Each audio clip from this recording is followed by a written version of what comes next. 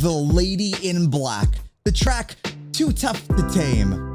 Just some of the nicknames that this historic racetrack has garnered over its time on the NASCAR calendar. Of course, I'm talking about the historic Darlington Raceway in Darlington, South Carolina, the ultimate driver's track. This track is so much fun. And for those of you guys that are sitting there going, "Oh, I hate Darlington. This track sucks. I can't drive it." Well, hopefully over the course of this video, that ill will and that hate gets turned around, because necessarily you might not understand how to race Darlington. So let's break it down to basics. Let me teach you the things that I look for in this track, and let's help you get the best results possible at this raceway.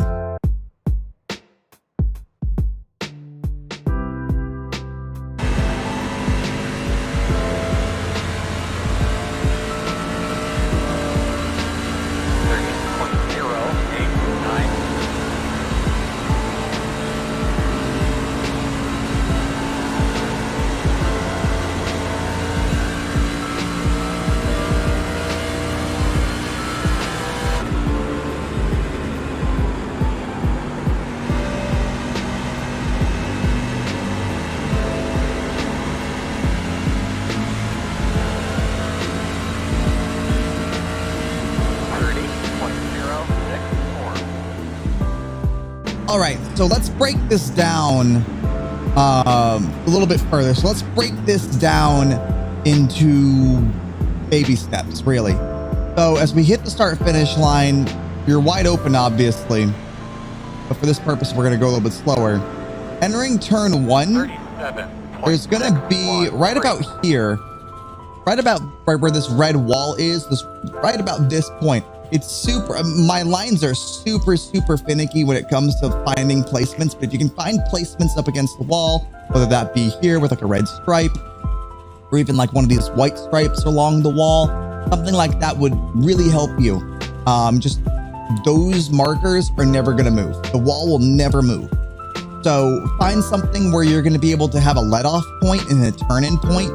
So for me, this is a really good turn-in and let-off point, where you're still pretty far away from the corner. You can see that the corner is way down there, but at Darlington, you want to back your corners up. If you keep rushing your corners and keep rushing your entries, you're just going to hurt the tires. You're not going to have that turn in, so you're just going to keep sliding. You're going to eventually hit the wall, and when you hit the wall at Darlington, it's not necessarily a good thing, because if you keep hitting the wall with the right-hand side of the car, it's just going to get tighter. It's going to stop turning, and you're going to just start plowing in the center, and then you're going to lose your drive off, and then you're not going to be able to do the things that you need to do to either work your way through the field or continue to have success up front. So as you can tell right here, we're letting off by this red wall right here. We're going to just come in. We're just going to kind of start turning in. We want to hit quarter throttle, I'd say. You want to hit this little patch here, but you want to come straight back up. You want to come straight back up to about up here. You want to widen this turn as much as possible. If you're too low down here, you'll see in a minute. If you're up here, you can kind of cut it back down for the exit, and you're seeing that it's going to narrow out. It narrows out right up here. I'm actually going to stop it just a little bit, because you can see how quickly we're already up against the wall. We're already up against this wall on the exit. So if you're way back there and you're lower in the groove, and I'll show you an example in a minute of running too low, you're gonna come up here and you're gonna stem that wall on the exit. You're just gonna smash it.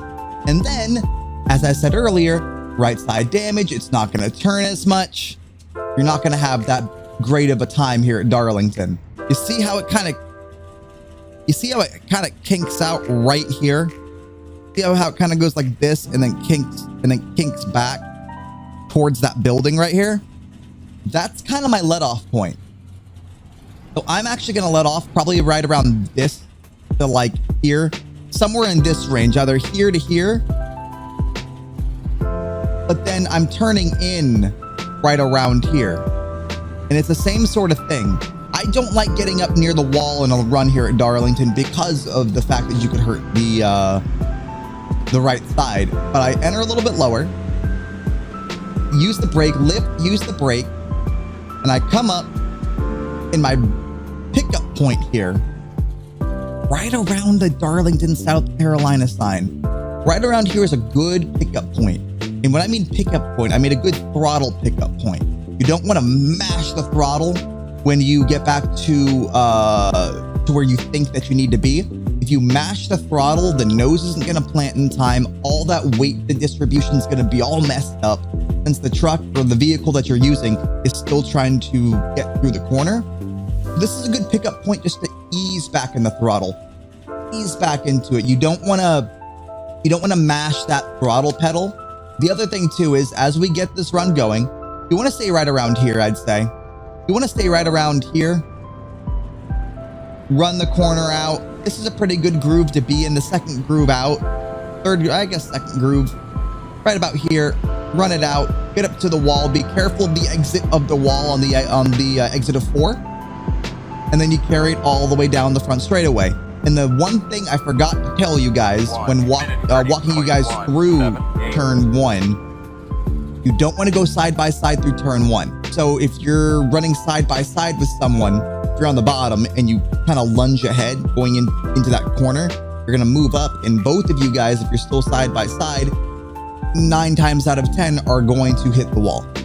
More times than not, if you have a run on someone here, the guy on the outside kind of gives you that spot on the bottom, but that's only because they don't want to get put in the wall. So if you see that, they're backing out, so therefore you could have that run into turn 1 since you're faster than them normally. You'll get that run into turn 1, they'll back out normally, and then you'll just kind of funnel on in and they'll just follow you through. So let's go take a look at some examples of what that looks like when you save tires and you do well, and when you don't save tires and you push the whole run. Here's some examples of that. All right, so we're on the outside on the front straightaway right here, and what I just explained, watch how I'm going to take the time to kind of let that guy take the run into the corner. See how he pushes up the racetrack right there? That's what you're trying to avoid so he doesn't throw you into the fence. Then right here, you're going to see this guy overdrive the corner. He overdrives turn 3 and he's going to hit the fence. Very easy to do at Darlington. And now you see that run by the 18 truck. To another external view, he's going to come up here. He's going to overdrive it. And now he's going to be tight for the rest of the race. He's got damage to the right-hand side. He's slow in a straight line. And here comes the cavalry. Everyone's going to pass him to the inside. He's going to give the spot to the inside guy. Now here's an example of what not to do entering turn 1. See how he's already low? He's going to try to fight the guy into turn 1. He's going to push up the racetrack and he's just going to get into the 18 truck. And there's a caution right there just because he's trying to get something in turn 1. Turn 1 is not a passing zone. It funnels in way too narrow. And that's all it takes right there. Just a little contact creates a large incident. Now on the restart here with about 20 laps to go, we're on board with me and I'm just going to let these guys go. Save your tires, be good to your vehicle, be good to your equipment, race the track, not other people. As you see lap after lap, I'm losing time to these guys, but I'm not going to lose time in the long run to them because they're going so aggressive, so early. I'm actually going to let this guy behind me go in a minute because as you see him go, he wants to push his equipment so hard so early in the restart that I'm just going to bide my time. And you can see the gap that we have right now. I'm just biding my time, waiting for these guys to have tire fall off. Darlington eats tires more than any racetrack I feel like we go to. Now I've let them burn their stuff up. They're coming to me. Look how close they are now. I'm probably 10 laps to go. So in about 10 to 13 laps, look at this gap. This is the passing opportunity. Turn 3. You set yourself up well. You use the brakes. You slide up in front of them. You take that line away from them. And there you go. There's another spot. Now we're 3rd. Actually, no, we're 2nd. Right after we're going to get around this guy. So we are 3rd. Now watch how I'm just waiting. I didn't pass him in turn 1. I had the opportunity. I'm going to look high. I'm going to cut him over low. Little crossover on the exit. I'm going to run right in this quarter panel, and I'm going to send it perfectly on the inside. Plenty of space. The guy who burned his stuff up as I let him go, as you saw earlier, is now behind us in third. Now we run the leader down. The leader burning his stuff up. I'm going to do the exact same thing I did to the guy you just saw previously.